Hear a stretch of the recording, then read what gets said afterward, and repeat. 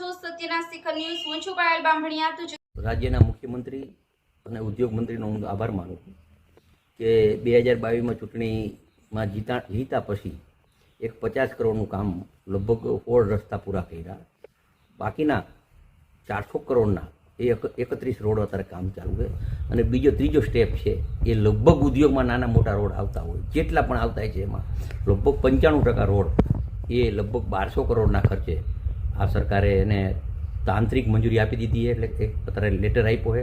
હવે એના plan estimate બનશે, એના જોબ નંબર આવ્યા પછી એના પ્લાન એસ્ટિમેટ બનશે, પછી એનો ટેન્ડર બનશે અને લગભગ આ પ્રક્રિયા 6 મહિનામાં આના કામ ચાલુ થઈ જાય. બીજું મહાનગરપાલિકા આવી એની પણ 20 કરોડ રૂપિયા ગ્રાન્ટ અત્યારે સરકારે આપી દીધી છે.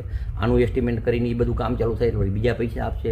હવે રૂટિન છે કે મોરબી શહેર, મોરબી મહાનગરપાલિકા અને મોરબી જિલ્લામાં તમામ જે અત્યારે કામ આલે બીજા સ્ટેપના ત્રીજા સ્ટેપના દર 6 મહિને જે અત્યારે જરૂરિયાત છે એ કામ ચાલુ છે. અને કામ સારા થાય, ક્વોલિટી થાય એના ઉપર તકેદારી તમામ ઉદ્યોગપતિને મારું એક આહવાન છે, તમામ પત્રકારોને પણ આહવાન છે અને ગામડાના ભાઈઓને પણ આહવાન છે કે નબળું કામ થતું હોય તો રોકાવી દેજો.